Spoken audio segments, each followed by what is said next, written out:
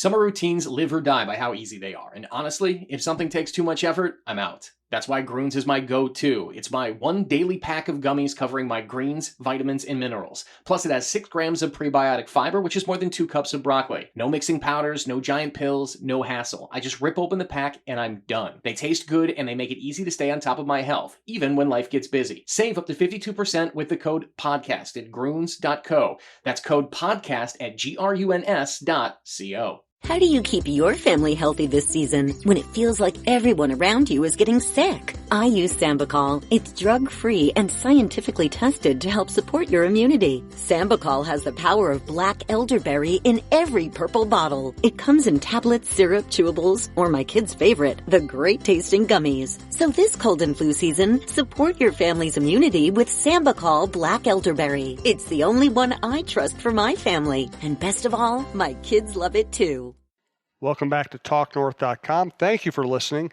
If you can, please download before you listen. It helps our business. I'd also like to thank our producer, Brandon Morton, and let you know if you'd like to sponsor this program or any of the programs on the network, you can reach me at jsouhan47@gmail.com.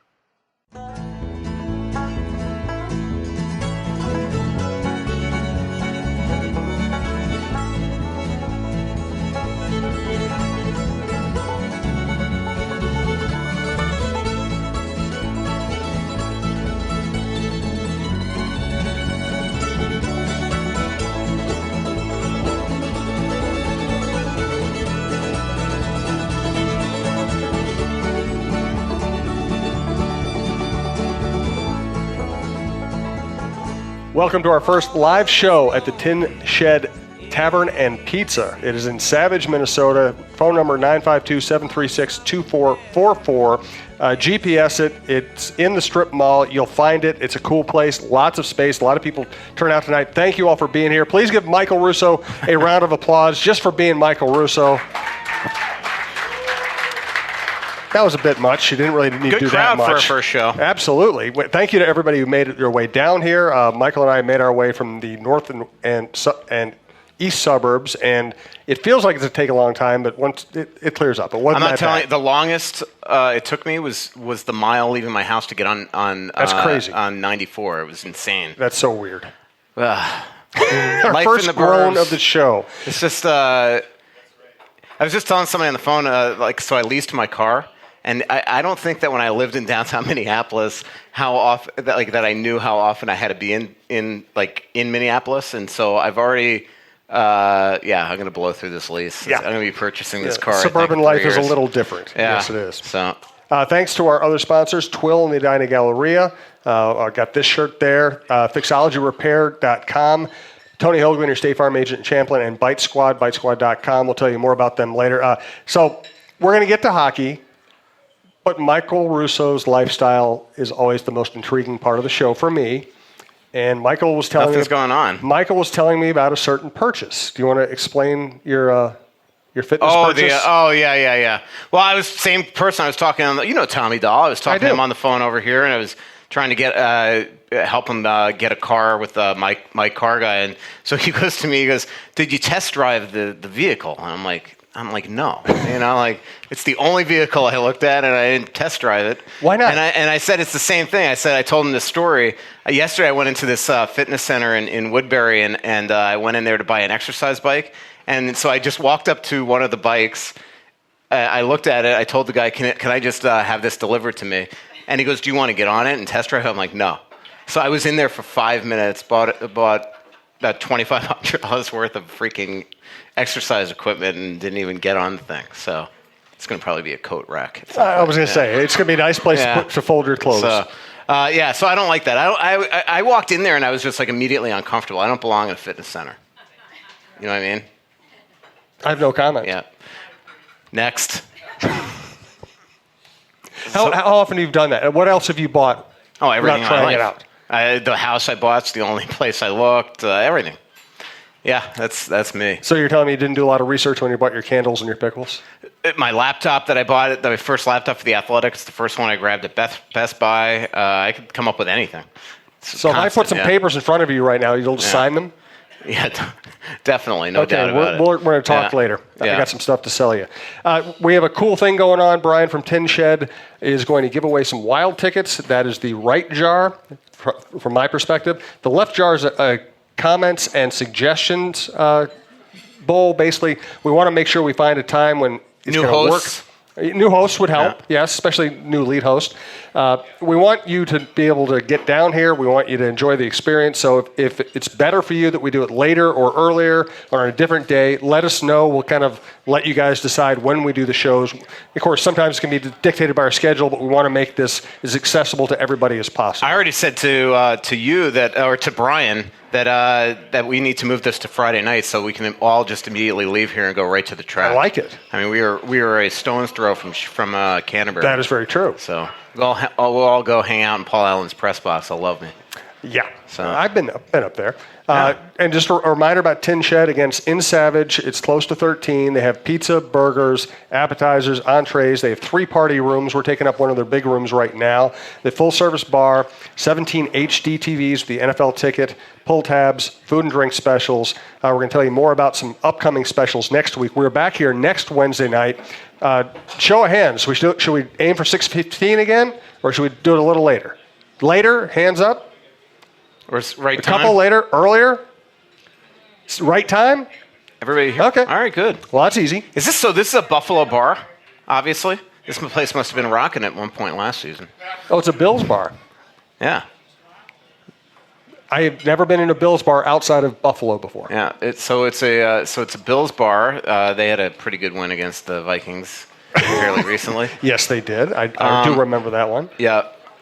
Special guest next week coming, besides my mother, by the way. I probably should announce this because it's not a guaranteed set in stone, but I believe Lou Nanny will be stopping by and joining the show. He told me that he has wanted to check out this restaurant in a long time and maybe even the podcast live. So we'll see. So you're telling me that your mother gets second billing behind Lou Nanny? No, she'll be here too. Yeah, 2. Yeah. You're just adding her on the end. Why aren't you telling us that your mother's going to be here? And by the way, Lou Nanny might come as well. She's going to sit with Brian Dahl. So, let's start with some hockey here. Yeah. What do you make of the St. Louis Blues? Well, I mean, you always have this old Thanksgiving, U.S. at Thanksgiving. If you're not in the playoffs by U.S. Thanksgiving, you have no way of making the playoffs. That's the old adage in hockey. This team was the last place team in the NHL on January 3rd. It's absolutely ridiculously crazy to me. And if you remember the first month under Craig Berube, they were still struggling big time, but then they got a goalie and all of a sudden confidence in that locker room. But you look up and down that lineup, there were a lot of guys that had poor regular seasons. You know, Tarasenko wasn't the same. Jaden Schwartz has, I think, more goals in the postseason than he had in the regular season. And right now, they are playing out of their minds. They're healthy. They're obviously getting great coaching as well from Berube, and they're the kind of that stereotypical. Go into the playoffs on a roll, and you're going to make something happen. And this has been unbelievable. Obviously, San Jose got immensely injured in this series, with obviously Pavelski being banged up, and Erik Karlsson having the groin injury, and Meyer as well, and Hurdle, and all these guys. So that didn't help. But for that team to psychologically overcome that awful end to game, was it 2 on the hand pass? And not let that game 3, and not let that absolutely overtake the series, and then reel off 3 wins in a row. It's very, very impressive. We have a microphone up here by Brandon. Feel free to come up and ask a live question anytime. You all know how it works. I expect Vicky to be up there very soon.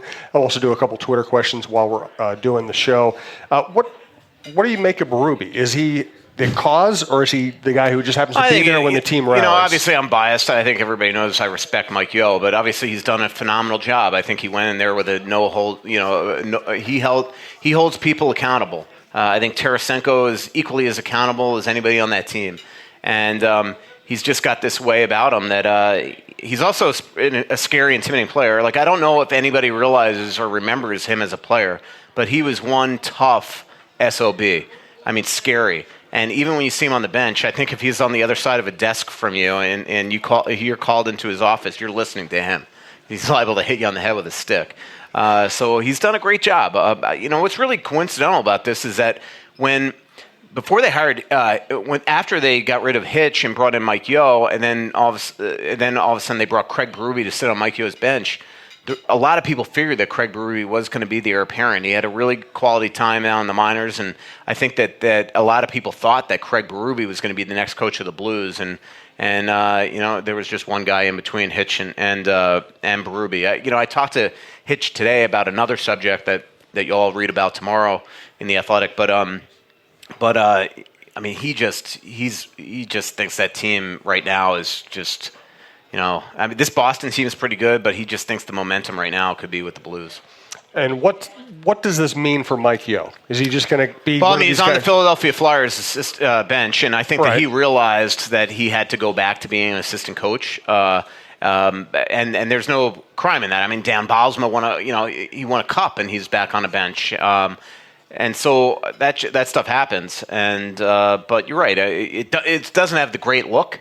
Obviously, when you're fired and all of a sudden the team that you coach went to the Stanley Cup final, but that's far from the first time that's ever happened. I mean, I was in New Jersey once when on the morning of our game against the Florida Panthers game against New Jersey Devils, I can't remember if it was Robbie Ftorek or Larry Robinson was fired, and that year was 2000, and they went on to the Stanley Cup final. So that Larry was the coach of that team, so it must have been Ftorek, I believe, that was fired. So.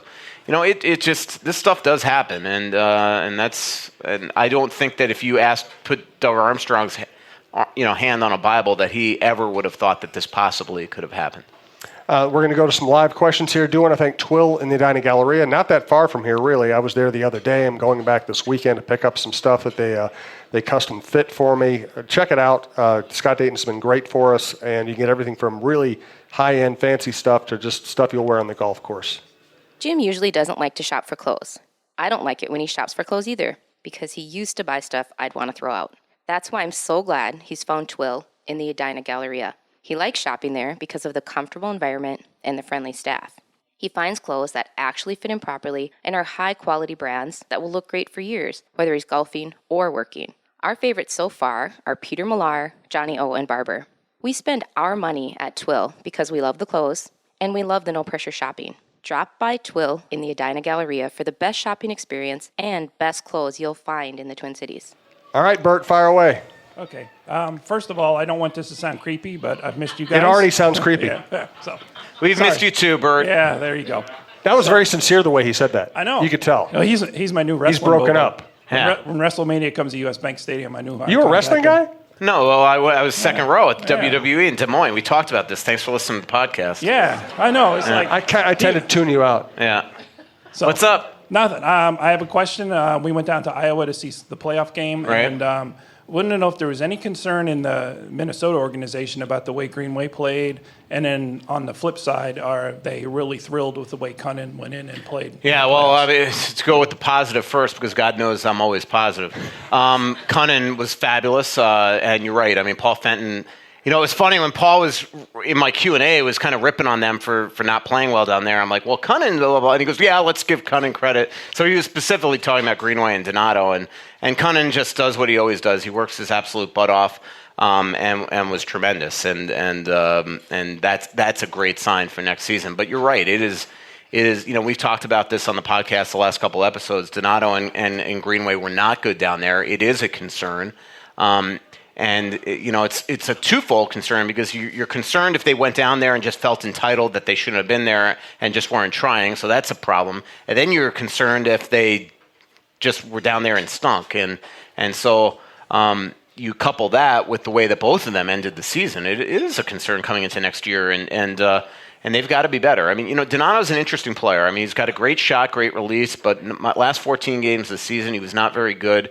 He's bounced off the puck pretty easily. I think this is a huge summer for him to realize, and when he looks at the depth chart of this team, how important he is going to be to this franchise next year. He's got to play well. And same thing with Greenway.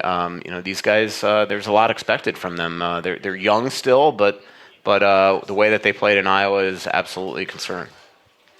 Thank you, Bert. Appreciate it. All right, Vicky, bring the manifesto up to the table. I hear from Philip every day. He's missed you guys. Even without the live shows? Yes. Is Clyde worried? It's good. Okay. Hey, how did Philip think that Granlund played for the Nashville Predators down the stretch? You know, Sorry, he didn't have much to say about it Yeah. because he didn't want to hear about how he wasn't an elite. Yeah. Okay. That's my favorite part of the last live shows at Delano, and I almost When you fell blew off up? when I fell off the chair for because sure. Philip was calling Granlund a star. Well, Sorry, Let's take Mary. it easy on Mary. Let her get a couple. be careful. Mary is here. Yeah. Don't be nice. Yeah. Be nice. But I do have a question from Philip. If the Blues were to win the cup, would Yo get his name on the cup? No. Will he get a ring? They theoretically could give him one. I don't know if he'd accept one. But that stuff happens more often. I mean, you see players that are traded that somehow the team... Who was it that I just saw recently? It was a Washington Capitals player. Yeah. That's from here, right? It was really cool. And I can't believe I can't think of it. He's from here. But he was traded last year, right before the deadline, to somewhere, and the players met up with him, and they gave him a Stanley Cup ring. That's pretty awesome. I mean, pretty cool. I can't imagine that Yo would even want to take something like that. So that's to me very awkward. You fire the coach and then give him a ring. Well, that's true. Yeah. But that's as awkward as Charlie going after Nino. The look on Nino. You know, you just gave me a great think. I didn't even think about that. So I was just one reason. So you don't all think that I'm a jerk, even though I am a jerk. But if you don't, that I have to bounce out of here immediately after the show, is I got to call Coyle up because I'm doing a big story on him. But I was telling Coyle on the way here on another subject. I talked to his dad on the way down here, and his dad. It was one of the coolest interviews ever. Just him talking about this whole thing. You know, just imagine. You know, 2 months ago, your son's on the Minnesota Wild. All of a sudden, he's traded to the Boston Bruins, your childhood team, the team that this entire family, they live for. And now your son is in the Stanley Cup Final for that team, where 2 months ago he was in this situation. And just the anecdotes are unbelievable. And so I was telling Charlie, I'll read it to you. I said, your dad was so freaking good. The story may be all quotes, which is usually my best writing. So, and then the other cool thing is at the end of the call, now I'm giving away the end of my story. So at the end of the call, Coyle's mom Teresa passes Chuck Coyle a note that says, "Thank Minnesota." Yeah. So Coyle's like, haha, that's great. That's my mom. So That's it's pretty awesome. cool. Yeah. Yeah, So that is. one reason why I do have to get the heck out of here, probably right when the show's over, I usually would stick around and have a couple pops of these. I got to call him at 8:45 Eastern. We'd all like to be on that call. Yeah. You do conference call. I have a few But I comments. would have forgotten about the whole Nino incident, so I'm glad you brought that up. The look Vicky. on Nino's face was just heartbreaking. Yeah, I mean that was just that's hockey. I mean I can promise you that Coyle just saw it was Nino and decided to engage just because it was Nino. It was not like there's no malice there. I was getting all these texts like, oh, was there a problem in the locker room between Nino and Coyle? I can promise you that they were tight. I think Charlie did it more because of his new teammates to show him that he. Yeah, that's probably for it. But you see that stuff. There was no. There have been issues. Trust me. There are times where I see things that happen on the ice, and I know the behind the scenes stuff of why certain things happened. I just popped into my head that one that I definitely can't say on the air, but I know why that the guy got attacked on the ice by a former teammate, and not a Wild player, by the way. This one was just two competitors going at it after each other. You know, it was almost like an act. It was like when who was it? Zach Dalpe had that fight on the Wild with his best friend, and it was the most concocted thing ever. It was just hilarious. Yeah. Well, the look in Nino's eyes. Yeah, I think it was Dalpe. That's crazy. Yeah. Okay. That's all I Is that it? That's it. That was Glad so you guys easy. are back. I That don't was know what so to Did Philip do. even ask a question? Yeah, he asked about the Yo That was his and the question. Blues. Oh, okay. Right. So who are you pulling? Who not? I mean, I'm who not pulling for anybody, but I do think Boston's going to win the series. So, is that what you were going to ask? Yeah. Yeah. Me too. I'm Me pulling too. for St. Louis. I'm pulling Yeah. for St. Louis. I'd but I like to see think them win the Boston's first gonna one. win. And there's St. Louis has a pretty cool hockey culture. Yeah. My high school, I went to high school 3 years in St. Louis, and my high school had a really good hockey team. That's why we spent our weekends in the winter. We'd go watch high school hockey. It was a blast. Well, as usual, it'll come down to whoever wants it the most. Yeah. Well, I think So- they both want it. Yeah. Thank you, Yeah. Vicki. Appreciate it. You didn't have to dress up for this right now. I wasn't talking to you. I was talking to the man in the tie. So. Go right ahead. All right. I was reading a blog post today that Don't about read our blogs. first round pick from last year. Yeah. Is he from Sweden? Is that Yeah, correct? Philip Johansson. And so they quoted you as calling the GM, and he had no idea who this player was. Yeah. The GM of the Swedish Yeah. team. We've told that story before. I'm interested. Yeah. hang up I and will say listen. this. Yeah. I will say this. I was telling you. somebody this the other day, and I mean this from like, and nobody has said anything to me from inside the organization, and he hasn't said anything to me. But the one thing in probably the last 20 years that I regret writing is what I did there. That was like, I kind of forgot my way there. I forgot I'm talking about a 17, 18-year-old kid. And, you almost forget that the arms that something I write has, that it makes it back to Sweden and becomes a huge thing.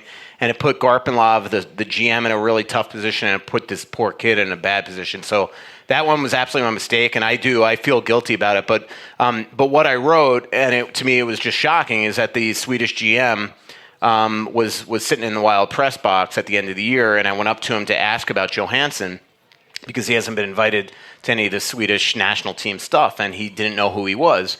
And then he comes back to me during the first intermission, and he goes to me, now I'm doubling down. Forget it. As we knew you would. Yeah, but what he said to me is, like, he's in the second group there, and I just, again, he didn't know who he was. So that's what it comes down to, and I won't say what he said after that, but so it just, to me, it was what I was doing there is I was forgetting that I was writing about a kid to point out that they made this ridiculous pick.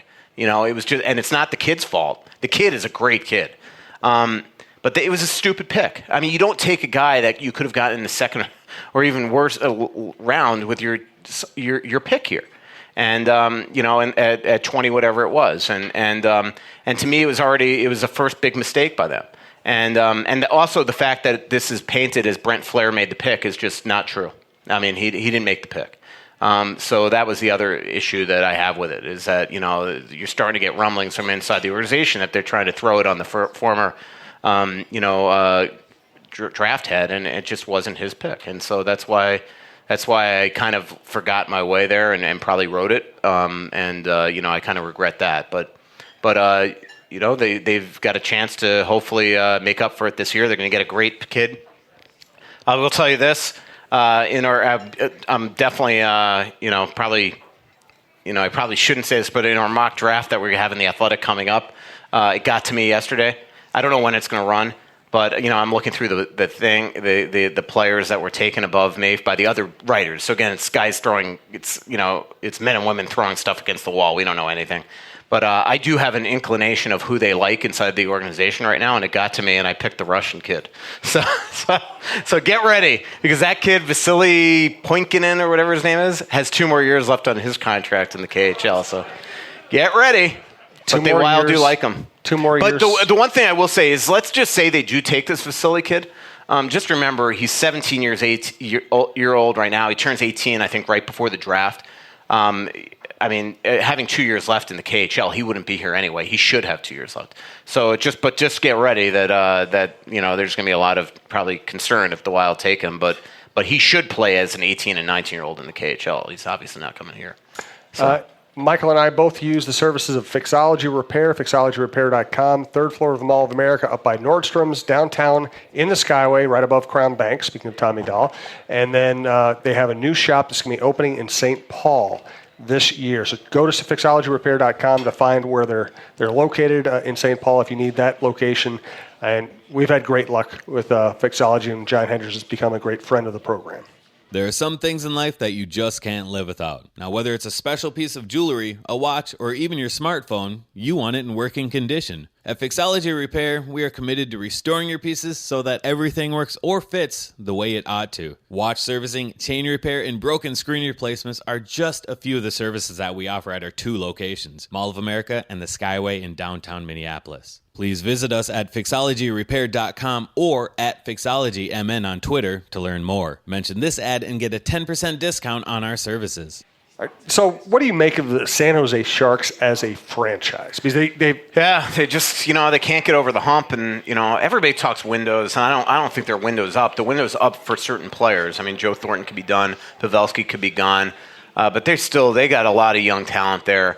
and I think they'll be back. But they just can never get over the hump. It's unbelievable. I mean, they've been one of the most successful franchises for the last decade, and they just cannot get there. But yet, they've probably played more playoff games than most everybody in the league other than Pittsburgh here in the last several years. So, it's tough. They played great hockey the second half of the season. I thought going into the playoffs they were one of the top teams in the West. But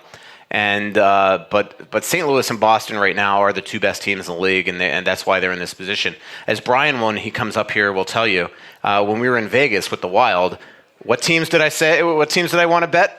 St. Louis and Boston. Yes, St. Louis and Did Boston. you? No, of course not. Okay, then it doesn't count. So, yeah. What's up? I finished up your podcast on the way over here, so I was up to date. I was halfway through it and did that. It really caught me at the end when you said that Fenton could be having issues after this thing. How often does a GM get fired after 2 years? Yeah. And what he's done, I can understand it completely. We complained about Fletcher a lot. Yeah. But it was nowhere near this bad. And I'm not trying to say that I'm just saying that what I'm saying is that he absolutely could be under pressure in a year if all of a sudden it's like, I think somebody even I don't know if that was the question or if it was in a mailbag, all this runs together. But somebody was asking me, I think that was the question. Somebody said, do you think that Fenton's going to want them to have another bad year, get a top pick, and really load up? And I just said no, because I know the edict from the owner, and the owner's not happy right now, and this is not what he expected from this season. And if they have another miserable year like they had last year where they can't win at home and they can't score and things like that, I can promise you that he is going to be under major pressure. So, I'm not saying at all that he would get fired after 2 years. I'm just saying that, I don't think that anybody's job is safe right now inside the organization. Bruce, him, anybody. So, players. So, they're in a rebuilding situation. So, it's and some of the trades just haven't worked out so far. So, we'll see. This is a big year for guys like, Fiala, Donato, all the young kids that are here. There's a lot that they've got to do to get this team back up to par. Because I'm sorry, I know we say this all the time when the Wild are out of the playoffs after a round or two, and you watch the playoffs, but they are not close to what we're seeing on the ice in these series. And while I do 100% agree that this was the year to get in because anything can happen, the Wild would not have gotten past the Calgary Flames in the first round. It would not have happened. Next live show will be next Wednesday. That's the 29th at about 6:15, since that seems to be a popular time. 6:15 on Wednesday night at Tin Shed in Savage. And you can check out their website at tinshedmn.com for address. They also book events here. They have a big menu. They have a lot of special deals. Check that out. Yes, sir. Oh, man, I'm already laughing. I'll give you $500 for your exercise equipment. Could you just have them bring it to my house? So last night I went to this restaurant in my area that I'm sure you know, Brian, and I was telling this guy at the bar, I told him this story about how I spent $17.99 on an exercise bike. He goes, I could have gotten you a used one for $200. I was like, I didn't even think that you could go that route. So that was freaking stupid. So the good thing is the stress will give you the same amount of hard activity as you would have gotten sitting on the bike. Yes. Oh, my God. Christy W. from Atlanta would like to know what happened to the Thrashers. Oh, man. Yeah. I was supposed to say something back to that. I can't remember what it was. Yes. So Christy is so obviously Brian's a friend of mine. My brother was just in town this week with one of his law partners, and so we went out to the Lola's in Hudson, and we were joking that maybe she didn't know that Thrashers had left. I was telling the story, so it's like I can't remember what the story was, but about 6 or 7 years ago, I was staying at the Marriott in Atlanta by the Perimeter Mall. And I went out, one of my best friends lives there, and his wife came out and met me. And she looks at me and she goes, "So are you here for a Thrasher game?" And I'm like, "What?" Thrashers left like 4 years ago. She had no clue. And then I looked at her, I'm like, "You're the reason why they're not here." Like, people, you don't even know they left. So that's what we were talking about. So, did you see the Eric Westrom State Farm ad just popped up on there? Remember Eric Westrom? Played for the Gophers in the Wild? Yeah, I do remember that. Yeah. Okay, my last question is, my wife gets a lot of different magazines at home, and she got this one magazine, and on the cover it says, "Russo, why size doesn't matter."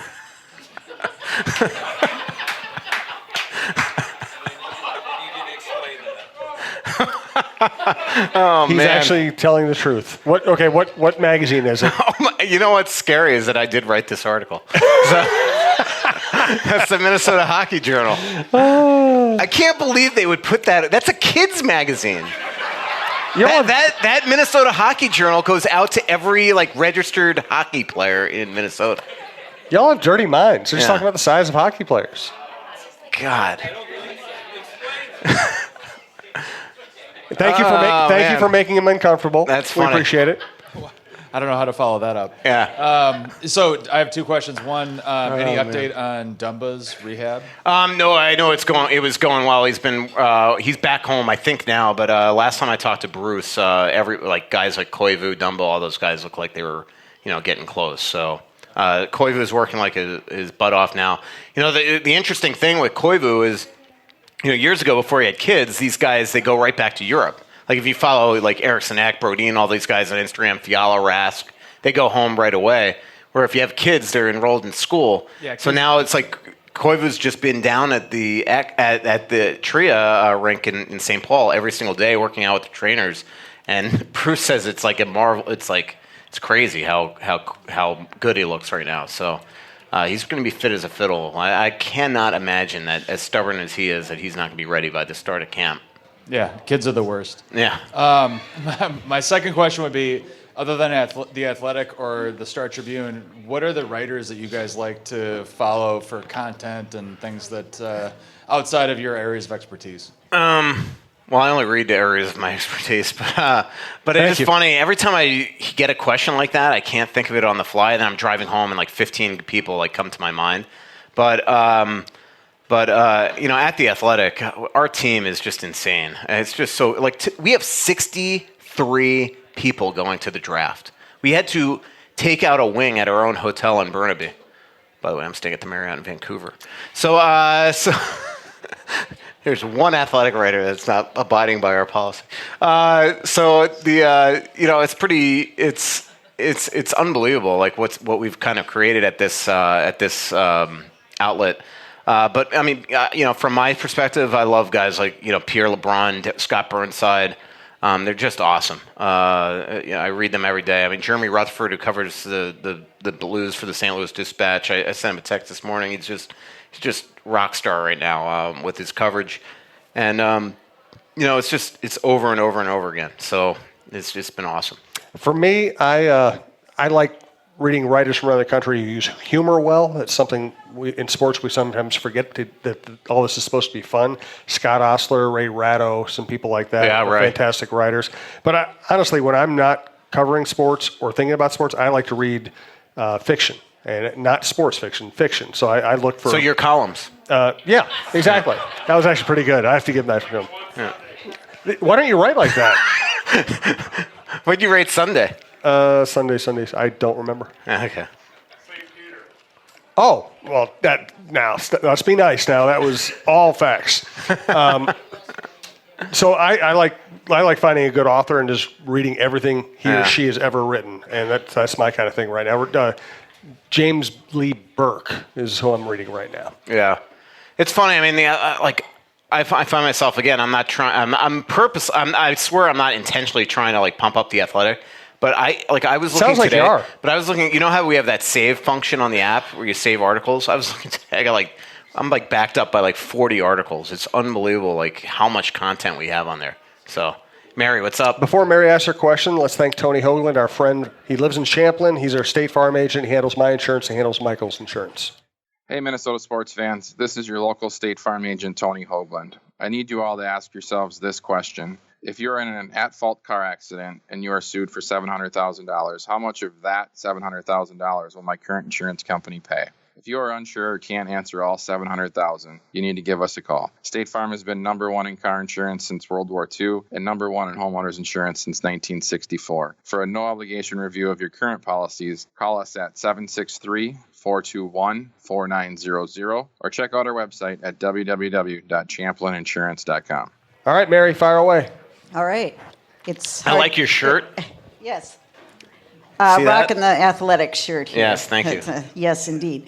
Well, it sounds like Zucker, it sounds like he may be traded. Yeah. this summer? And of those listed to maybe pick up in a trade, well, there's a lot of lists. Do you have a preference as who? I mean, preference, And, I think the way that my story read today, it sounded like I was campaigning for Kessel. That's not the case. I just think that one's very much in the works. So I was writing more about that. Personally, of the people that I've listed, I would trade for Jonathan Marchessault tomorrow, but I don't think that Vegas will do that. I do think there was that Vegas considered it at one point, but I think the coach, Gerard Gallant, is the one that's like, no freaking way. I mean, this guy is a heart and soul guy on that team, the energy of that team. And I don't think that as good as the Golden Knights are, that they were that they wanted to give that up going into the playoffs. I am not a Nylander guy. I like Tyler Johnson, but again, it's like, again, you're just getting smaller. There's not a lot of great options that I felt like I put in that story. But I was just trying to target a couple people that they might go after. But I do think Kessel's very much an option if they could figure out a way to exchange those contracts. The question that I have, and I love Jack Johnson. I mean, as a human, he's such a good guy. I've gotten to know him a little bit, but he can't play anymore. So I just don't know if you're creating a bigger problem there. Like if you have Jack Johnson in the lineup over Nick Seeler, that is not an upgrade. Unless you're requiring them to buy him out, which is always a possibility, I just don't think that's the smartest way to go. But again, that's just some of that was just throwing stuff against the wall. But there's just I just don't see how Zucker's back. I don't. I know that he thinks he's gone. I know his agent thinks he's gone. So that's just kind of the way that it's going. Yeah, that'll be tough with his family staying here. And Yeah, you're right. I mean, and if you don't know what Mary's talking about, just because of obviously family, personal reasons, and that I've spelled out in The Athletic before, if Zucker is traded, his wife and kids will stay in town. I mean, that's what they're going to decide to do. And then if the Wild have a decent season and making a playoff push towards the deadline next year, what are the chances of us picking up Granlund cheap for a rental? You know what's so funny about what you just asked? Though everybody's laughing, you're throwing that against the wall. But I talked to somebody today that thinks that Granlund could be flipped this summer, and this is somebody that is in the league, so he might be hearing stuff. He works for a team. I'm not saying he'd be back here. He wouldn't be back here, but maybe as a free agent, as you're saying, yeah, potentially. But I doubt that too. But if all of a sudden they can't score, my biggest thing is with Phil Kessel is yes, but he's not going to be a point-of-game player here without a Michael Granlund. So until they get a really quality playmaker to on this team, I don't care what scores they get this summer. I just don't see who's passing the puck. So maybe in a year, all of a sudden Granlund looks intriguing to the Wild again. I don't know. Reminder. Ticket giveaway is the far bin. The suggestions are in this one, but sign up. Brian has been good enough to offer some of his tickets as a part of a giveaway. We'll continue doing that. And again, next week we'll have Lou Nanny, we think, and Russo's mom, more importantly, here at Tin Shed Tavern in Savage. Thanks to Bite Squad, bitesquad.com. If you're in the Savage area, come out and eat at Tin Shed. Why do I have so much trouble with that? Tin Shed in Savage.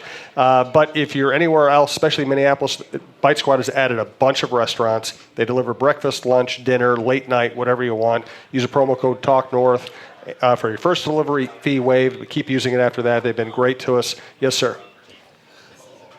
With the number of defensemen the Wild have on the team and in the minors coming up, what do you think of Nick Seeler? What is his future? I don't know. I like him, but clearly at the end of the season, Fenton wasn't a fan, and I don't think Boudreau liked the way he was playing as well. So, I would give him. He's so cheap. I would absolutely give him another chance. But it does seem like that he's always trade bait or might be kind of an extra guy. But you're right.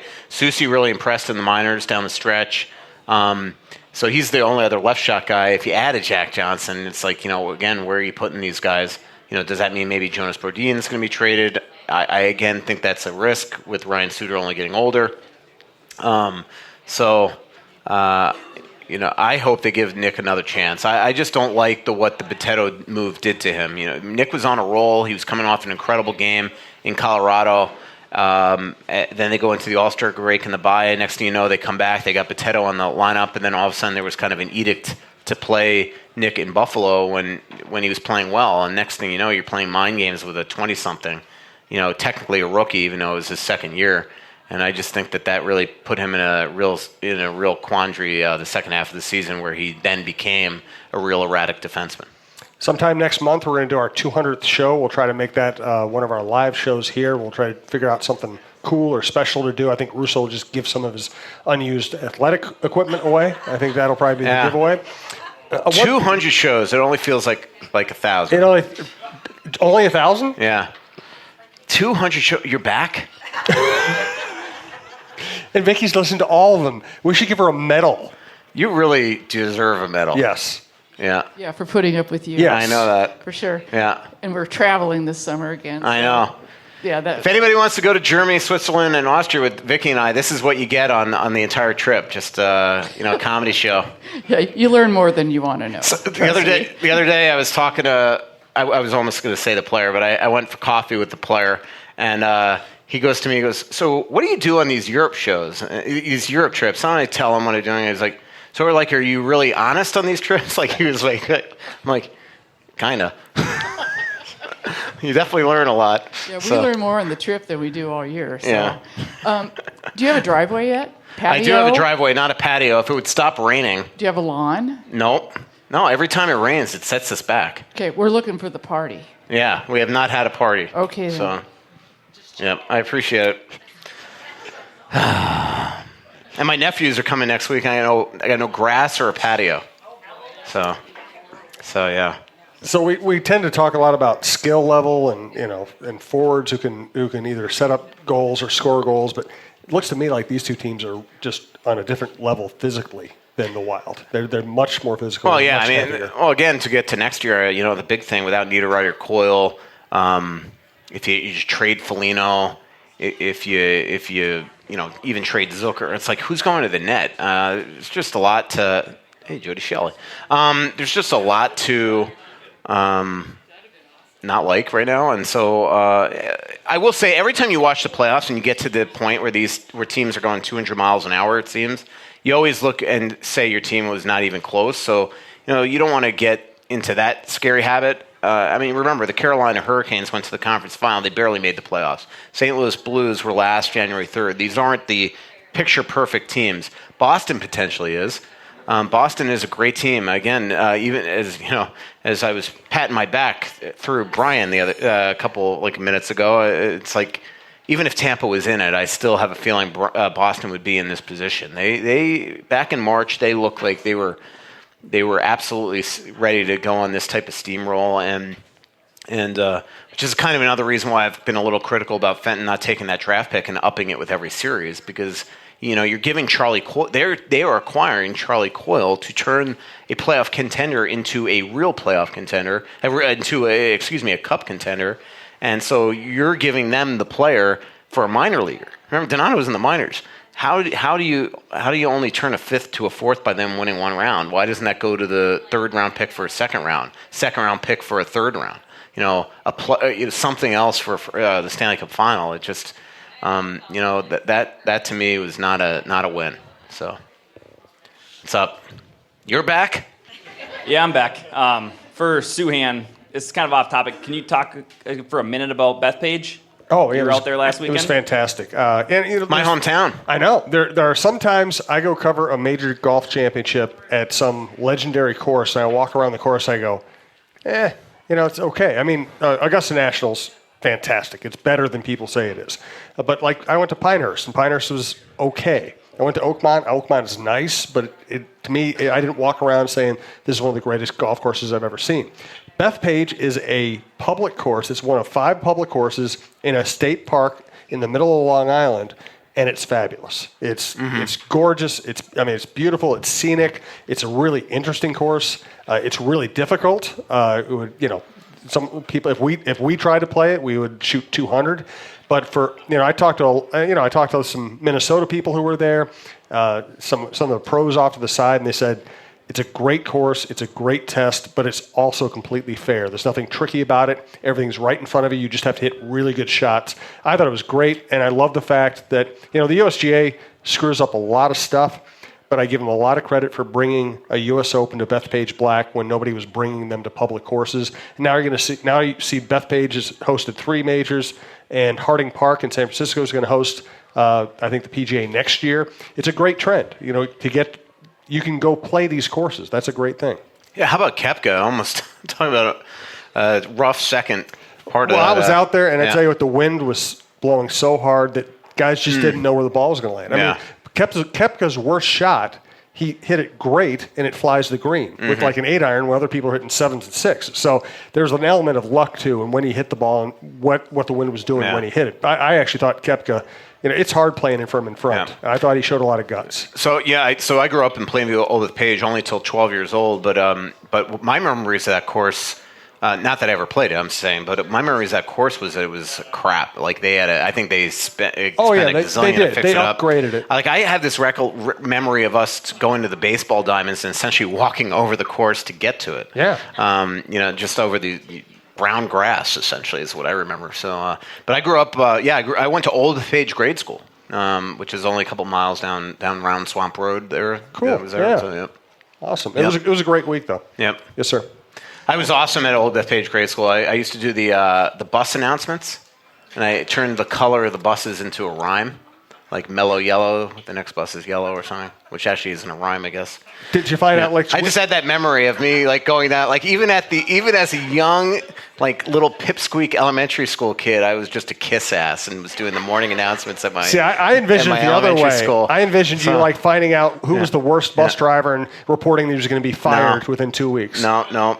And it was just, I was telling this story, too. Like, I don't know, my brother was just in town, and so, like, he went to the same grade school as me afterwards when I went to, like, Matlin Middle School, and he hated all the teachers that I loved there, which I think says about our kind of, like, the way that we were in school. I was, like, the kiss ass. Like, even in high school, like, I had the get out of jail free card. I would just, like honestly, like, get up and walk out of the room and go, like, set up a pep rally or something. So, yeah, it was cool. Good times. Yeah. Yes, sir. Well, first of all, I'd like to thank you for moving the podcast to about 2 blocks from my house. Oh, nice. Awesome. Helps me out a lot. Good I've been deal. tweeting you incessantly for years. My question is, what's the concert that they do in Prior Lake every summer? What is it? Yeah, Lakefront. Yeah, I just saw driving here. I passed that. I'd been to it once. I saw like OAR and Eric Hutchinson. Yeah, they got quite a few good bands. bands. It was, I love that place. So. Yeah. So my question is, you mentioned last week that Fenton might throw Rask in for, kind of try to get rid of him this summer. Mm-hmm. Do you think it'd be worse for Fenton to throw him in as kind of like a try to get rid of him, or to give him a chance next year? The problem with the giving him a chance is that unless there's injuries, I don't see how he gets that chance. It's like, I think they'd love to give him a chance to become a player this year, but if you look at the depth chart, if healthy, there's no way he's in the top 9, so it's also unfair to Rask. How do you expect him to produce if he's not going to be on the power play? He's going to be on the 4th line. You're just still saying it's a guarantee that you'd buy him out in 2 years. So, another option is just keeping Rask as almost insurance if Mikko is hurt and not ready to start the year. So that's another thing. So I think this is stuff they're weighing. I think it's going to be difficult. He tried all last year to throw Ennis into a deal at this time, and he wasn't able to do it, and eventually had to buy him out. They're not going to buy out Rask, I don't think. And so I think they're going to just exhaust every attempt to try to throw him in a deal. And if they can't, they'll just come back and he'll be kind of injury insurance all year long. But it's a tough situation because a lot of times when you throw a guy like Rask in, you're either throwing him in with Zucker into an inferior type of deal coming back, and he's kind of the asset, or you're just taking another team's problem back, which could become your problem immediately. So it's tough. It's a quandary. There's no doubt about it. Good questions. Thank you, everybody. We appreciate it. A couple Twitter questions here from our friend Bill. Another just real quick Adam Russo story. Yes. I think I told these guys, it just popped in my head, but I think you'll like this. So even in high school, I was when I was covering preps at the Sun Sentinel, I was an absolute savage. How about that? And so Olympic savage in what way? So I was going to Spanish River High School. And my brother, so at my high school, just hopefully you could follow along here. So I grew up in Boca Raton. I went to Spanish River. My senior year of Spanish River, they opened up a high school that was like a half a mile from my house, Olympic Heights. Well, they didn't want to make seniors have to leave their high school their senior year. So my brother's freshman year at Olympic Heights, there was no senior class. So I was still at my school of 4,200 kids, by the way, and I think there were 1,200 in my class. Isn't that crazy? Wow. It's like Wyzetta or something. So I'm a student at Spanish River High School working for a major newspaper. You know the Sun Sentinel down there. Yeah. Back when I was working for it, it was huge. Back it then. was one of the best papers, sports sections in the country. And I'm covering high school. Until Russo got there. And I'm 17 years old at the rival high school where my brother goes. And in Boca Raton, there's a ton of high schools. Now there's even more, but there's Pope John Paul, St. Andrews, Boca Raton High, Spanish River, and Olympic Heights. And I had befriended all these coaches and from the other schools. So this one coach from one school, this was 20-something years ago, so I don't think I'm giving away sources. He was a coach whose wife worked at my brother's school and was disgusted by the fact that the principal of this school, I won't say his name, even though I want to, was changing grades of star players. And actually, I was working on this for months, okay? So, again, my brother goes to this school. I'm not telling him about it. They're 10-0. They're about to go into the district playoffs. So undefeated season, guaranteed state championship contending team. I come out with this huge story that their 2 star players had Fs turned into As with the change of grade forms in the paper. In 1 minute at school, their 10-0 season became 0-10, and they were disqualified by the state as my brother is in the football coach's class at the time. So he didn't like me in high school. He hated me. My brother despised me. And that was the second time I took down his high school, to the point that, Adam was telling Brian and Andy here the other day that, he would be in school and hear, people, basically threatening me. And one day I showed up at a soccer game at the school. They wouldn't let me in. So, it was just, yeah. But there was not one part of me that thought that, boy, this could put my brother in an unenviable position. So, another real funny story. So, I'm covering Atlantic High School, and I think I told you guys this story the other day too. So Atlantic High School, I won't use names, but they had this first-year coach that was from Jacksonville, where Chipper Jones went to school, Jacksonville Bulls. And his first year at Atlantic High School, they were supposed to be a state contender. On the morning, I'll just say it. On the morning of basically the start of the season, they have a kid, I won't say his name actually, who was ineligible. And so he couldn't play all year for Atlantic High. So they get off to Christmas. They're off to a 1-13 start. Christmas tournament, they go up to Jacksonville. And again, if you're young here, you probably don't realize that you couldn't go on the internet years ago, and you didn't have a cell phone and all this stuff. So I think these coaches just thought they can get away with murder. They go up to Jacksonville, this 1-13 team, and win a Christmas tournament. So right away, it didn't even take much thinking by me. I'm they had to use this ineligible player, because he was one of the best players in the state before he was ineligible. So I called the Jacksonville Times-Union, and I say to the reporter there, I'm like, hey, do you know, can you send me the box scores for Atlantic High's games? I like to just see who the heck scored. And I look, and there's this guy on the game sheets named Johnson. They don't have a Johnson on their team. And every game was 28-13, 32-10, And so now I call them up. I'm like, hey, did your photographer happen to take any pictures of this player? And they're like, oh, yeah. So they fax it down to me. I look at it right away, and it's the player that was ineligible. So I write this huge story. The coach gets fired. They're now, done. They've been ineligible by the state. So it was I honestly could not walk to, so it became a point. It was the best thing for my career because, one, it showed my newspaper that I was a Bulldog. But, two, I could not walk into most high schools in South Florida because I was going to get killed. So they're like, why don't you cover the Florida Panthers? So that's how it went. I don't know why this all popped in my head. So, anything else you want to get off your chest? No. Isn't it funny how careers start though? We've talked about this before. You can't follow most routes that I talk to these kids all the time. How do I become a sports writer? I'm I have no freaking clue how you do. How do you? In today's day and age. I went to a really good journalism school, and then I ignored all my advisors who told me go to a small paper and kind of work your way up, learn how to do everything. I went to the biggest paper I could, got the worst job I could, made $6 an hour, and That's the thing. People tell you ask you, how do you start your career? I have no idea how to do it the right way. And I also know a lot of people who did everything right, went to a good journalism school, went to a small paper, went to a medium, and really didn't end up doing as well as I thought they would. Yeah. Well, also young sports writers today, it's like they feel it's almost beneath them to cover preps when that's how you learn. No, that's how you learn how to break news, like I was just saying with those other schools, or develop sources, or plus walk the sidelines. You keep your own scores, and you have to get to know everybody. It's the hardest job in sports writing because you don't have a PR guy sitting there and giving you information and stats. You're keeping it yourself in the pouring rain, things like that. I remember my one semester at University of Florida. I was working for the Sun Sentinel, still covering UF, but I was driving out to Williston, freelancing for the Williston Sun Swanee Valley News was the name of it, covering Williston High School, just these games. So, how'd we get on the subject? You just started talking. Yeah, I know. You started talking, and I stopped, and that's kind of how the show works. Yes. All right. Twitter question from our friend Bill, who we hope we get to see out at a live show. He brings his father sometimes. Yeah. It was really cool to see them at our last joint. From Bill, I'm convinced Fenton is going to trade Eriksson Ek this summer in order to reshape the roster. With so few centers in the pipeline, shouldn't that raise his value to near untradeable unless a young center in his prime is part of the return? Yeah, I mean, depends what you think he's going to be. I don't know. I don't know if Joel Eriksson Ek is untradeable. I mean, definitely not. But you're right. I mean, the question is, what's your return for him? I can't imagine his value is super, super high right now.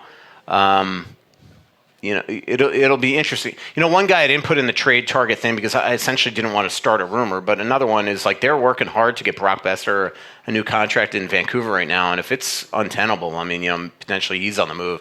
I could tell you that Minnesota has talked to Vancouver, and they kind of laughed him off the phone. But there could come a point there. I don't know why that popped in my head, but I do think that they have to change their centers. I mean, and they don't. And not that Brock Nelson is a dynamic center, and Brock Nelson is kind of the classic guy that you might overpay because he had a really good year and he's going to come here and not be nearly the same guy. But there just comes a point, I'll tell you right now, I was talking to Hitchcock today, and Hitchcock, when they won the Cup in '99, he had Modano, Neuendijk, and Jason Arnott as his centers. I mean, that's insane. And the Wild have, Stahl, who's on the downslope, Koivu's coming off a major knee injury, Eriksson Ek, and Victor Rask, maybe. I mean, they've got to improve the centers. And Fenton knows this, by the way, which is why I just have this feeling that this summer he's going to try to improve the center core. And again, it's why it just absolutely contradicts what he was trying to do at the deadline at, re-signing Stahl. And everybody, I think, knows that at the beginning of the year I was a proponent on signing Stahl, but, the way he played in the second half, it's alarm, man. It just wasn't good.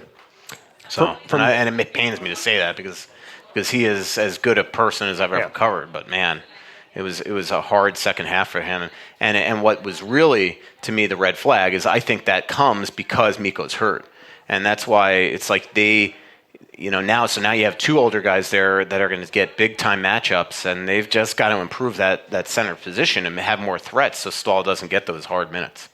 From James Haluka, I hope I'm getting your name right. What kind of return could we see out of Spurgeon or Zucker? Well, I mean, Zucker, it could be all over the map. You could go pick some prospects just to go and replace him in free agency, or you could use him to try to get the Phil Kessels of the world or something like that. In terms of Spurge, I mean, this is an interesting situation. He definitely, for the right financial package, will sign here, but it's not just going to be the financial package. He needs to be sold that there is a path to winning. For the first time, years ago, when you talked to Jared Spurgeon, he's like, "I just want to live here for the rest of my life. I'm going to be a Wild for the rest of my life." And it's not that simple anymore. Careers are short. He's 30. And I think that he's looking at the situation as kind of like, he's probably looking at Zach Parise as Ryan Suter with a little sympathy. These guys are locked in for 6 more years. Not that anybody should feel sorry for these guys, but they've got no out. Where, Spurgeon's like, I could be all of a sudden Suter and Parise and lock the rest of my career here and not have a path to winning. And I think that is something that he's paying attention this summer. So right now, as of now, maybe it's because Shep Harder's been fired and Chris O'Hearn's still getting his feet wet. But there's been no negotiations between Jared Spurgeon and Minnesota Wild. And it just seems like you want to get that started because if all of a sudden the parameters of a new deal for Spurge is something that you're not willing to stomach. The time to trade him is the draft. If they go into next season with Spurge, you're just not going to get nearly the value, in my opinion, that you could get now for him. And which is another scary thing because trading Jared Spurgeon, I just can't imagine that you're going to get better on the blue line. But to get to his question, there are teams that need right shot defensemen like Jared Spurgeon. I mean, you could probably get a good haul for him, but again, I worry about their back end and what would happen there. So I just think that they should probably start those negotiations now. And it's interesting. I mean, I think that Jared Spurgeon, there's a case for him to get more than Suter, and Suter makes 7.538. I'm sure. If you're Paul Fenton, you're going to throw Ryan Ellis's name at Eustace King, who I think makes 6.25, 6.5. Their comparables or numbers are pretty accurate, are pretty on par. But I've got to think that if Eustace does his job, that a new contract for Spurge here would be 5 times 7, 6 times 7, something like that. From Regis Hopper, Phil the Thrill would be the leading goal scorer, along with being the Wild's best power play guy and the best forward on the Wild, too. Agree? Yes.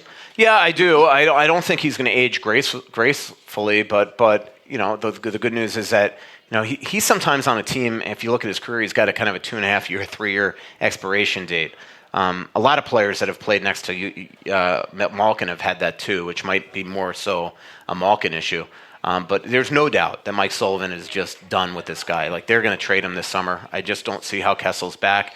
I completely agree that that Phil is what you need on the left shot power play.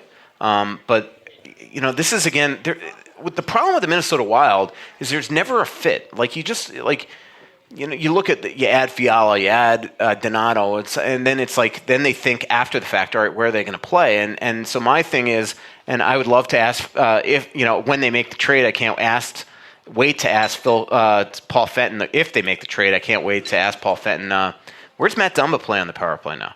Because sometimes I just don't think that stuff thinks. Well, if you're acquiring Phil Kessel, he's the left shot guy on that circle, and he's got to be on the number 1 power play. So now Dumba's the second power play guy. Where Dumba's great is from that left circle one-timer.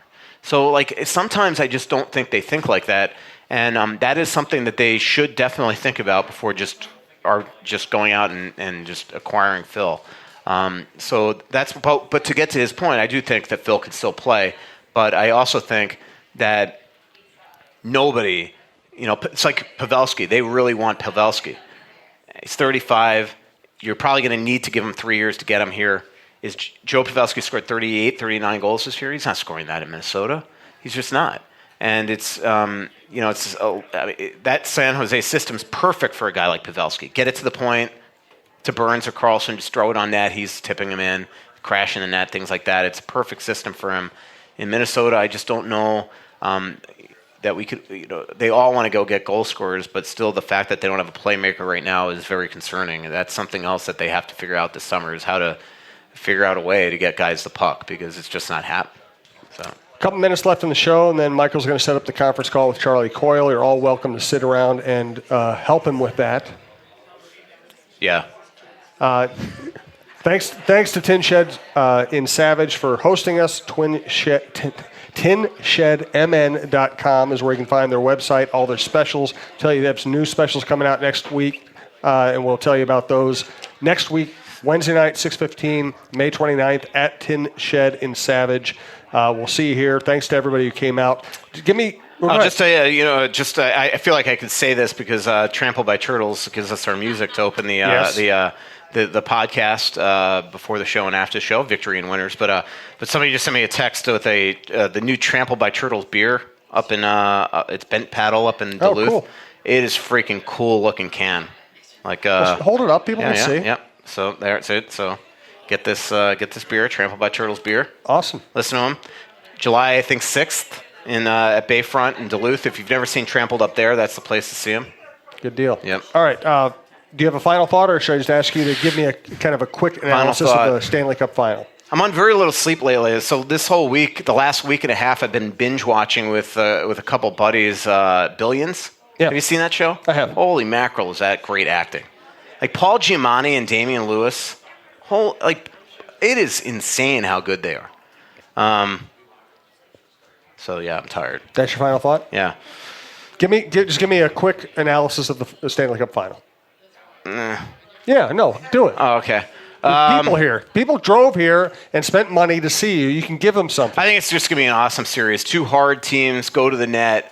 They're so structured. It's hard to get to penetrate. I mean, you just saw the way San Jose just couldn't get through them.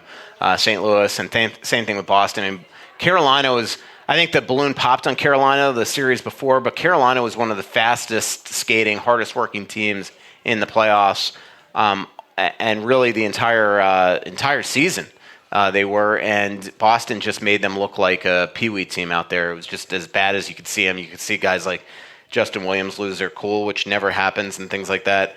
Awesome goaltending by both. Rask is playing out of his mind, and Binnington. This is a guy, Jordan Binnington was their fourth. Remember, Russo is their third string guy. Last year, Binnington was their fourth string goaltender with the Boston Bruins with the St. Louis Blues, to the point that he refused to go to the ECHL on assignment when they wanted to get him playing time. So they had to loan him to the Providence Bruins. So that adds some intrigue to this series that all of a sudden he's playing for an organization that he played for essentially last year. So, I mean, that's what it's like. We can all say that Doug Armstrong's this brilliant GM, but there's no way he ever thought this. They were desperate. Jake Allen was terrible this year. They were desperate, and he took a guy that he had to loan to another organization last year, which is so odd. And now he's playing that team in the Stanley Cup Finals. It's just that's the type of storylines that I love. So that'll be pretty. It's just gonna be. I think it's gonna be an awesome series. I think both teams have a lot of weapons right now. But Boston is they're a pretty good machine. They're legit. I just don't see St. Louis winning the series, but maybe I'm wrong. Hey, Usually am. Thank you all for coming out. We really do appreciate it. Thank you to our producer, Brandon Morton, who's been with us for a long time. Everybody give Michael a round of applause. We hope to see you next Wednesday. Pretty little city built on a hillside. Music in the bars and fire in the sky. We went to the beach and it was covered in ice, and I used to call it home. So much coming out, there's nothing going in. I know that you feel like you're never gonna win. Oh, but the world won't forgive a winner. It's your last chance to get gifts before the holiday, and right now at Old Navy, everything's up to 75% off with gifts from just $1, $2, $3, and $4. Buy online, pick up in store for free in 2 hours with extended store hours too. Get up to 75% off everything at Old Navy and OldNavy.com now. Valid 12/18 to 12/24, excludes gift cards, today only, 2-day only deals, register lane items, jewelry, and Zip Zap Stuff gifting bins. Orders must be placed before 4 p.m. for same-day pickup, subject to availability and delays. Additional terms apply. From the kids to Aunt Sue, keep your whole family connected on all their devices with crowd-pleasing gig speed internet from Xfinity. Now that's simple, easy, awesome. Learn more about gig speed internet or other popular plans, now with even more speed. Enjoy faster downloads and a better streaming experience today. Go to Xfinity.com, call 1-800-XFINITY, or visit an Xfinity store for a great offer. Restrictions apply. Actual speeds vary and not guaranteed.